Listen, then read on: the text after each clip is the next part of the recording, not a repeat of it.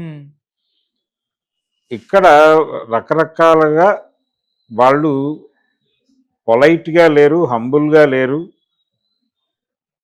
అనే వార్త జనంలో ఉంది ఇప్పుడు బలంగా. అల్లు అర్జున్ వైపు నుంచి, అల్లు ఫ్యామిలీ వైపు నుంచి ఉండాల్సినంత హంబుల్‌గా లేరు, సబ్మిసివ్‌గా లేరు, కన్ఫెసివ్‌గా లేరు అనేది కదా ఇప్పుడు వారి మీద విమర్శ. మీరు కన్ఫెస్ అవ్వండి, తప్పే ఉంది. ఆ రోజు నా అభిమానుల వలనో, నా వలనో ఒక తప్పు జరిగి ఉండొచ్చు. ఆ తొక్కిసలాటకి పరోక్షంగానో, ప్రత్యక్షంగానో నేను కూడా కారణం అయి ఉండొచ్చు. అందుకు నేను బేషరతుగా క్షమాపణ చెప్పుకుంటున్నాను అని ఒక మాట అనటానికి ఎందుకు మొహమాట పడుతున్నాడు? ఆ మాట అంటే ఈయన్ని కన్ఫెషన్ స్టేట్మెంట్ ఇచ్చాడని కోర్టు వారు అరెస్ట్ చేసి తీసుకెళ్లి అండమాన్ జైలుకి పంపించేయరు కదా! వెంటనే ఉరిశిక్ష వేయరు కదా! హ్మ్. ఎందుకు భయపడుతున్నాడు? ఎందుకు మాట్లాడట్లేదు? ఇవన్నీ క్రైటీరియానే. ఓకే. అందుకని జేఏసీ డిమాండ్ ఏంటి? డబ్బులు ఇవ్వండి ఆ అవును. కుటుంబానికి. అంతకుమించి ఏం మాట్లాడట్లేదు గాళ్ళు. రష్మిక కూడా 15,00,000 ఏదో ఇవ్వాలంటున్నారు కదా! అవును. ఇలా బాధిత కుటుంబాన్ని ఆదుకోమంటున్నారు. అంతకుమించి వాళ్ళ మీద పడి ఏడిస్తే ఎలా మీరు? మీరు ప్రకటన చేశారుగా 25,00,000 ఆ ఖర్చులన్నీ మేమే పెట్టుకుంటాం అన్నారు కదా! మీరు పెట్టుకోవట్లేదని తేలిపోయిందిగా. ఆ సివి ఆనంద్ గారు వెళ్ళి కమిషనర్. హ్మ్. ప్రభుత్వమే పెట్టుకుంటోందని చెప్పాడు. ప్రభుత్వమే పెట్టుకుంటోందని ఫ్లోర్‌లో సీఎం గారు చెప్పాడు. నిన్న కోమటిరెడ్డి వెంకటరెడ్డి విడిగా ఓ ఛానల్‌కి ఇచ్చిన ఇంటర్వ్యూలో చెప్పాడు. హ్మ్. అమెరికా పంపించైనా వైద్యం చేయించడానికి మా ప్రభుత్వం సిద్ధంగా ఉంది అన్నాడాయన. మరి మీరెక్కడ? మీ పాత్ర ఎక్కడ? మీరు వెళ్ళి చూడరు. మీ మీ వేగుల్ని పంపిస్తారక్కడికి. మీరు వెళ్ళి నేరుగా వాళ్ళని కలవరు. హ్మ్. ఎందుకొచ్చిన ఈగో మీకిది? కాబట్టి పరిస్థితి ఇక్కడ దాకా తెచ్చుకున్నది వారు. అందుకని జేఏసీ అటాక్ నేపథ్యంలో అనవసరమైన వివాదాలు రేపుతోంది కూడా ఆంధ్ర ప్రాంతపు ఇంటలెక్చువల్సే. ఓకే. అనవసరంగా లేనిపోనంటే ఇదేదో ఇంతకాలం అయిన తర్వాత కూడా ఇంకా ప్రాంతీయత పేరుతో దాడి చేయటం ఏమిటిగా చూస్తున్నారు దాన్ని. హ్మ్. ఆ రోజున అక్కడ ఉన్నటువంటి ఆర్గనైజేషన్ పీడిఎస్యు కావచ్చు, ఎస్ఎఫ్ఐ కావచ్చు, విద్యార్థి సంఘాల వాళ్ళు అక్కడ మాట్లాడారు కదా. హ్మ్. ఆ కుటుంబానికి న్యాయం చేయకపోతే పుష్ప సినిమాని తెలంగాణలో ఆడనివ్వమన్నారుగా వాళ్ళు. అవును. కానీ ఆడనిచ్చారు. మరి ఆ రోజున కూడా మీరు ఇదే మాట అనుండాలి కదా. కాబట్టి జేఏసీ యాక్టివిటీలో సీరియస్గా తప్పుందని నేనైతే అనుకోవడం లేదు. ఓకే. దాని గురించి అనవసరమైన రాద్ధాంతం చేస్తున్నాడు. హ్మ్. అనవసరమైన ప్రాంతీయ విభేదాలు తీసుకొస్తున్నారు. JAC activity political activity. JAC అనేది ఒక రాజకీయ ఉద్యమం కోసం పనిచేసినటువంటి సంస్థ. హ్మ్.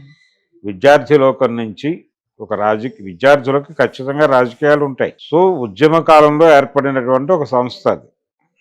తెలంగాణ ఉద్యమ కాలంలో దానికి ఆ గౌరవాన్ని ఇవ్వండి, ఇచ్చి మాట్లాడండి. ఓకే. ఎందుకు అనవసరమైన రాద్ధాంతం చేసుకుంటారు? వెళ్ళిపోతే వెళ్ళిపోండి, వెళ్ళిపోయినా మంచిది, ఉన్నా మంచిది. కానీ ప్రాంతీయత అనేది పట్టుకొస్తున్నది జేఏసీ కాదు, వీళ్ళు. ఇప్పుడు అర్జున్ని సమర్థిస్తూ మాట్లాడుతున్న ఆంధ్ర ప్రాంతపు హ్మ్. మేధావులు అనుకునే వాళ్ళు వ్యక్తం చేస్తున్నటువంటి అభిప్రాయాల్లో డొల్లతనం ఉంది. మీరు ఏ ప్రాంతానికి ఆ ప్రాంతానికి గౌరవం ఇచ్చి ఆ ప్రాంతం తాలూకా ఆత్మగౌరవాన్ని కాపాడే పద్ధతిలో మీరు వ్యవహరించాలి, మాట్లాడాలి. ఓకే. అది లోపించింది. హ్మ్. నిన్న దాన్ని అలా అలా ఆ టర్న్ తిప్పేలాగా ప్రయత్నం కూడా అల్లు ఫ్యామిలీ నుంచే జరిగింది. దానికి కూడా బాధ్యత వహించాల్సి ఉంటుంది. ఓకే. ఇప్పుడు రేవంత్ రెడ్డికి జేఏసీకి లింకులు ఉన్నాయనే ఫోటోలు రిలీజ్ చేయడం కూడా అలాంటిదే. హ్మ్. వెతికితే కేటీఆర్తో కూడా ఫోటోలు దిగుంటారు వాళ్ళు. ఓకే. కేసీఆర్తో దిగుంటారు, గద్దర్తో దిగుంటారు, చిరంజీవితో దిగుంటారు. మరి ఆ ఫోటోలు కూడా వైరల్ చేసేస్తే ఏంటి పరిస్థితి? మీకు మద్దతుగా బీఆర్ఎస్ మాట్లాడటం అనే దాని వలన సీఎం కొంత ఇబ్బంది పడుతున్నాడు.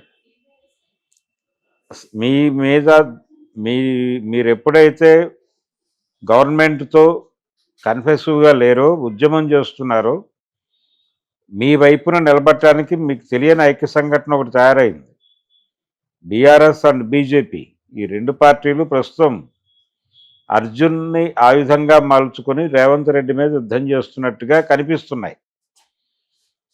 బీఆర్ఎస్ ఓపెన్ ఫైటే, బీజేపీ ఇది కరెక్ట్ కాదు అనే టోన్లో మాట్లాడుతూ తెలంగాణ ప్రజలకి ఇక్కడ ఉన్నటువంటి పాలకపక్షం కాంగ్రెస్ని దుర్మార్గమైన పార్టీగా ప్రొజెక్ట్ చేయటం ఒక లక్ష్యం అయితే, ఓకే.